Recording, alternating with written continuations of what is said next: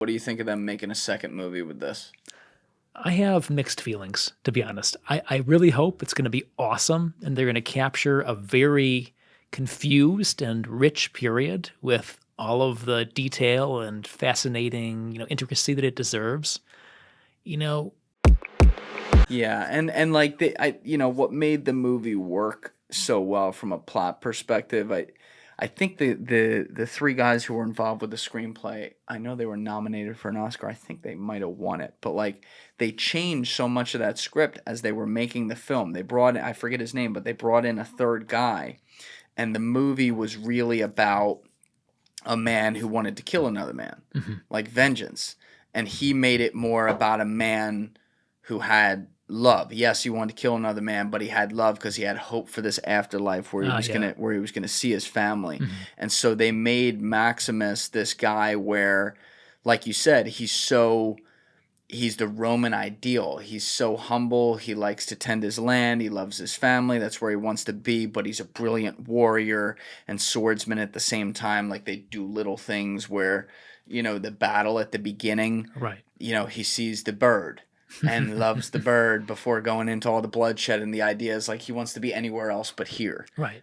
But then when he gets thrown in, like, he's pretty effective. He's pretty goddamn effective. And it's great that a lot of the broad history, even if they change characters and storylines, a lot of the broad history is so well done. I think so. And to hear that from a guy like you, it's great. My only real quibble with the history of the movie is that they're trying to restore the Republic. They keep saying that, that we're going to bring back the Republic.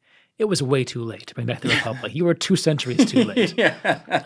People did talk about that. It happens sometimes, like in the 1st century when, when an emperor is assassinated. Oh, we're going to do it this time, guys. We're going to bring it back. We got it. But no one had any idea how to do a Republic anymore by this point. The empire's just set up for an emperor. And that was never a realistic possibility by the late 2nd century. Yeah, before we get to Aurelius, though, what do you think of them making a second movie with this? I have mixed feelings, to be honest. I really hope it's going to be awesome and they're going to capture a very confused and rich period with all of the detail and fascinating, intricacy that it deserves. Could it be an absolute crap show? Yes, but I really hope it's not. That's my feeling on the whole thing. I'm nervous. I hope, because Gladiator is one of my favorite movies. I hope it's great, but there's really no middle ground. It's either going to be great or like the worst thing ever, and I worry about it because like when they made Godfather Part 2, which is a perfect movie, they did it like they just wrapped Godfather 1. They were riding the wave. They had everyone in their prime right there. Boom, the story writes itself. They get it into history, whatever. They're filming this. They filmed it like 23, 24 years after they filmed Gladiator. There's no Russell Crowe. For a long time, they were fighting to try to figure out how to make Maximus a part of it. But he, spoiler alert, he fucking died at the end. So it's kind of hard to do that. And like, I love Denzel Washington. He's like one of my favorite actors of all time. He's incredible. But, we were talking about this offline before. It's like Denzel doesn't, the one thing he doesn't do, he doesn't really do accents. There's a Denzel accent in every movie, right? And that's what you get. And so now you're going to put like that Denzel, like, you want to play games with me, motherfucker? Into like, 100 AD. Yeah. I hope that translates. So I know he's like going to be good in other ways, but I hope that fucking translates. It'll be interesting. Whatever else. Yeah. I mean, I'm going to watch it. I'm definitely going to watch it. You see a scene in there, y'all gonna be in Pelican Bay when I get finished with you. It's like, all right, we're in antiquity Rome here, Denzel. Let's hope that works. But I think, what's the concept? It's like Lucius was sold into slavery or something, and now he's a gladiator? I don't actually know. I watched the preview, and I kind of tried to guess briefly what they were doing. I mean, I guess if they're setting it, 20 years afterward? Yeah, it's like 20, 25 years, something like that. So it would be the rise of Septimius Severus. I mean, the problem is that they've kind of messed up their own chronology. By killing Commodus 12 years early, I don't know what they're doing, with the chronology of the actual empire. So they can do whatever they want. Let Hollywood. I will. Okay? I will. I won't themes, obsess. Not ideas. Right. Rome, go. So yes, I loved the first movie like you did. And so like you, I hope it's going to be awesome. Denzel is great, so fingers crossed. Denzel's amazing. Yeah. So I hope he pulls it off. And Pedro Pascal's in it. Also great. Yeah. Some good people in it. They're bringing back that chick who played Lucilla. She's in it now. Connie Nielsen? Yeah, that's it. Connie Nielsen. She's in it. They don't have Djimon Hounsou in it. Oh, he was great. Which is so... He was awesome in the first one. He survived. They couldn't get him. I know. What else is he doing right now? He closes it, like burying it, like, not yet, not yet. Yeah. I need this movie to open up with yet. Yeah. He's like uncovering it or something. He's like, like that. Like, you guys blew that one. You got like fucking $400 million going into this. You couldn't buy... Come on. Yeah, he can't be busy, right? I know. Maybe, yeah. I know. But back to Aurelius, yes. Who's a great character. Was that Peter O'Toole who played him? Am I mixing that up with someone else? Can we type in Gladiator, Marcus Aurelius, just who the actor was? It was the first Dumbledore, and then he died a couple years later. Yeah, it's a real. I'm trying to remember. Richard Harris. That's it. Oh, yes. Okay. Yeah, not Peter O'Toole. Sorry. And then Oliver Reed, who played... It was Proxima, right? But he died while they were filming. Oh, that's right, yeah. So they had to, like, CGI him a couple times to get him right. Mm-hmm. That guy was great, though. But, yeah, so Marcus Aurelius, Richard Harris did an amazing job capturing him as a sage, which we know from history he was. But I think people have heard of his meditations and things like that. I want to get into some of the stuff Amon Hillman says about the medicine. Mm-hmm. We'll get there and see what that is. But what about Marcus Aurelius made him such a seminal figure of the Pax Romana period? I think what makes Marcus so special is that from the time he's a boy, he knows he's going to be emperor.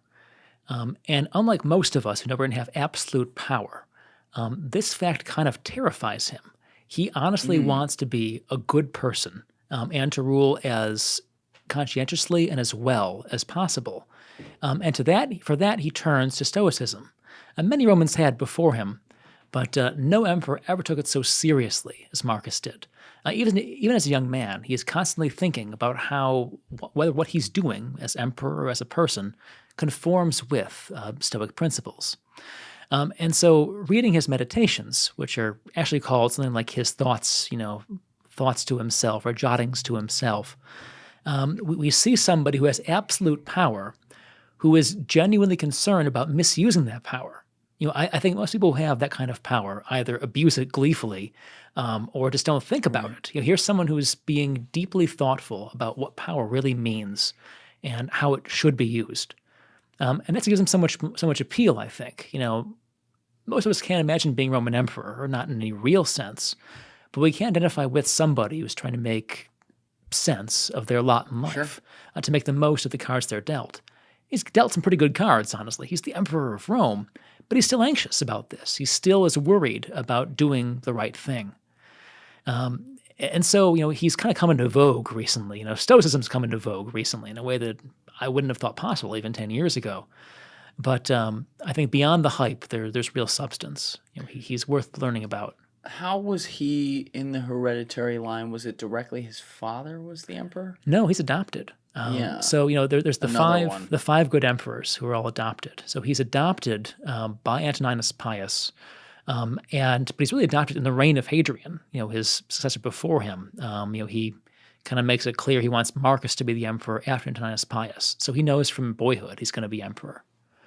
There are all these clans from Spain who are kind of tied together, so they're not like totally unrelated. But he's not the natural son of Antoninus Pius. Okay, so he knows early. He knows very early on he's destined for power. He's being groomed. And then approximately how long did he rule for? He died at 58, I believe. He ruled for 18 years, just about. Okay, and he was a general during this time, he was head of the army? He was. I mean, he had generals who did most of the fighting for him. Right. He fought this long series of wars against the Marcomanni and Quadi, these coalitions of German tribes in what's now kind of the Czech Republic and a little bit east of there. Which they show in the movie, which they do. Yeah, they did a good job with that.